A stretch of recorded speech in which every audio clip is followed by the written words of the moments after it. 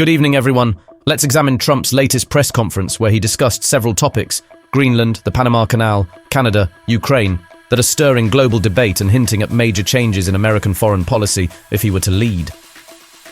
Trump's comments on Ukraine stood out as they were quite different from the current administration's views.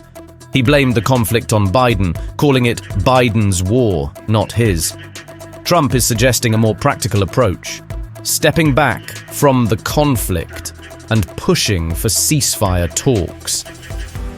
He is open to speaking directly with Putin, avoiding European go-betweens, a move that has surprised NATO and the EU.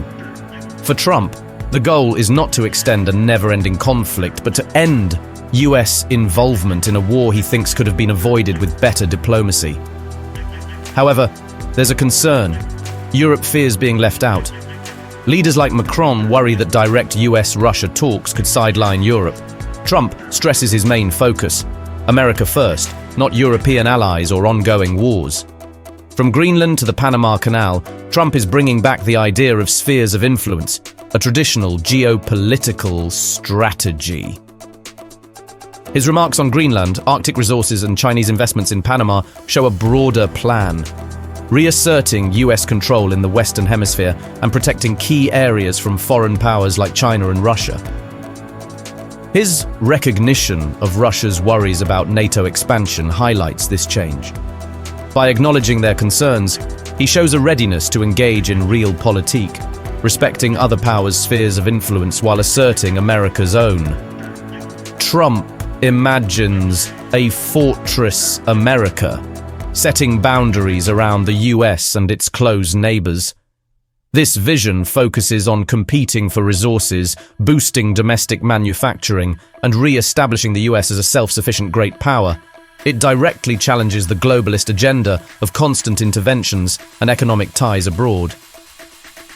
For Canada and Mexico, this means deeper integration into America's sphere, though there are areas open for negotiation. Trump's approach may lack diplomacy, but it offers a path to concrete agreements. With Denmark, the message is clear. Greenland's future likely involves independence or closer ties with US interests. Europe, or more specifically its elites, is uneasy. Trump's potential withdrawal threatens their dependence on US power for security and geopolitical influence. For countries like Venezuela and Cuba, Trump's words signal possible challenges. Their strong connections with China and Russia would likely face strong opposition under a US-first policy.